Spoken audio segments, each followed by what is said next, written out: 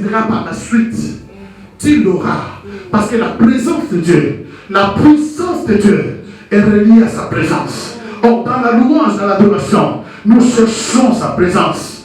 Comme nous avons dit, lorsque nous le louons, nous faisons descendre Dieu dans nos problèmes. Mais par contre, lorsque nous adorons, nous montons et nous rentrons dans sa présence. Nous nous asseyons avec lui. Nous pouvons causer avec lui. Nous pouvons manger avec lui. Nous pouvons être avec lui. Nuit et jour avec lui. Parler avec lui. Et lorsque je parle avec lui, ce sont des choses que le monde ne comprend pas. Parce qu'ils sont bas de la montagne. Mes ennemis ne comprennent pas. Parce qu'ils sont au bas de la montagne. C'est des choses qui se passent entre cœur et cœur.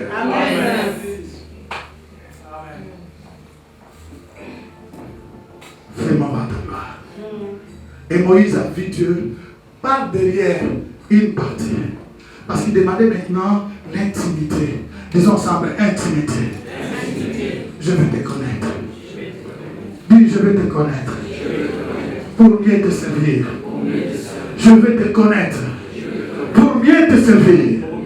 Je veux te connaître. Pour mieux te servir. C'était ça la prière de Moïse. C'était ça la prière de Moïse.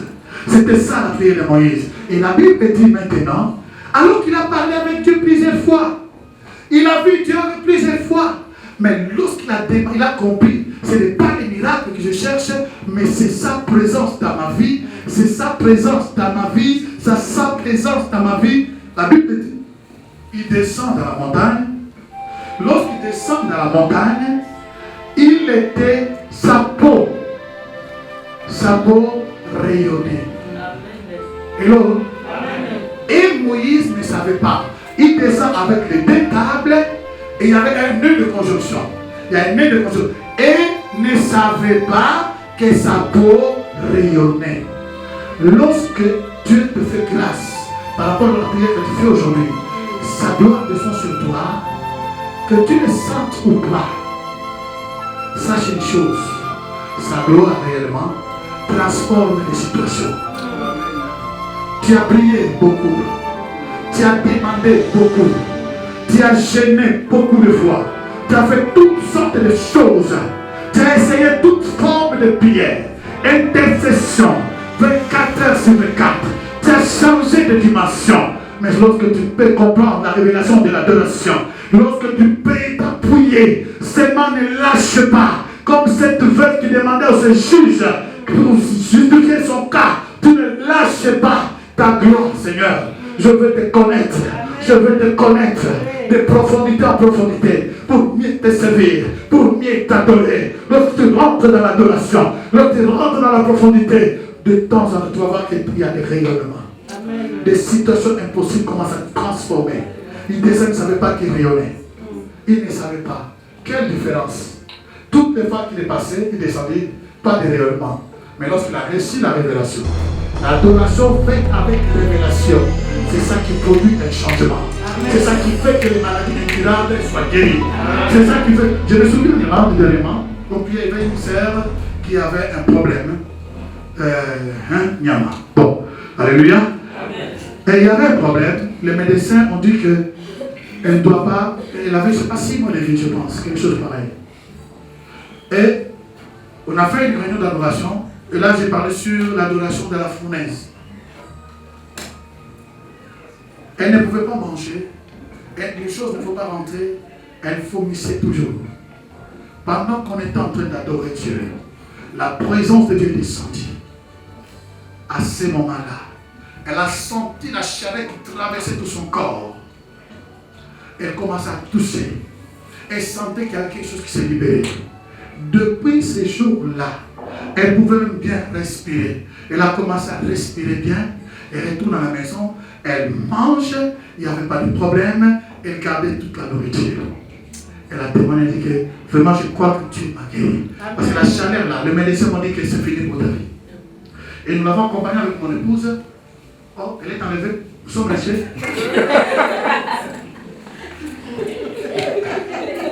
Tout le monde dit qu'elle avait un il dit, il y a des alléluia. Alors, on a parlé avec cette sœur. On a parlé. Nous avons pris en charge de notre maison. Nous avons prié ensemble.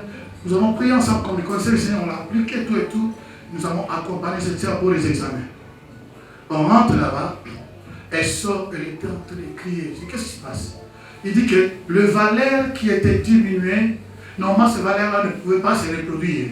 Ça va comme ça décroissant jusqu'à ce que c'est fini, elle meurt. Mais ils ont vu qu'il y a quelque chose qui s'est passé. On a posé la question, qu'est-ce qui s'est passé? Parce qu'il y a une reproduction, ce n'est pas des anticorps ou quelque chose comme ça qui s'est passé. Elle était en train de jouer. Et toute l'équipe de l'intercession, nous les avons appelés, on était en train de remercier le Seigneur pour cela.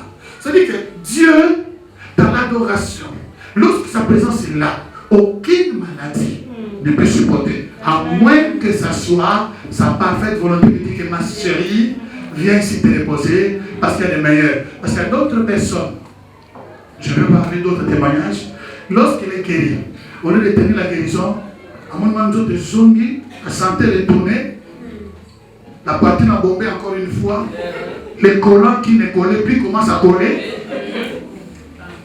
il retourne encore dans le monde. À ces gens-là, tu dis, je peux gagner ton âme, c'est bien que tu retournes. Vous pouvez prier, faire tout ce que vous voulez, c'est la volonté de Dieu qui les reprenne. Parce qu'il ne fait pas de peur de pour jamais. Amen. Gloire à Dieu. Alors je vais finir maintenant pour que nous allons prier ensemble.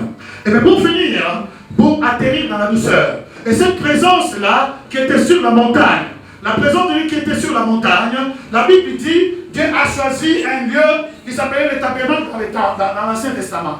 Et puis les tabernacles qui sont arrivés dans la terre promise, Dieu a ordonné de faire le temple. Et les temples qui étaient subdivisés, nous avons dit en 3 parties. La 3e partie, c'était le Shekinah. C'est là où cette présence qui était sur la montagne, qui est descendue dans la tente d'assignation et qui a continué à être dans les tabernacles, qui se mouvait. Et Dieu l'a fait rentrer. Dites que je vais être près de mon peuple. Dieu l'a fait rentrer maintenant dans les temples. Dans les temples, les souverains sacrificateurs une fois par année, rentraient celles qui étaient permis une fois par année. Et là, il allait amener le sang pour le pardon de lui-même, pour le pardon du peuple, sur le propitiatoire. Et dans cette arche, où Dieu a dit, c'est là où je te rencontrerai. Où il y avait la manne, il y avait le bâton de la verge d'Aaron qui avait fleuri, il y avait les tables et les témoignages qui étaient là. Et bien aimé, et sur ces tables, il y avait les chérubins qui avaient marqué les ailes, qui étaient sûrs, qui regardaient le sang qui était versé. Et Dieu pardonne les péchés d'Israël. Sa présence était là. Dans cet endroit-là, il n'y avait pas une lumière normale ou naturelle. C'est sa présence qui illuminait. Lorsque la présence de Dieu vient, les ténèbres de ta vie doivent partir au nom de Jésus.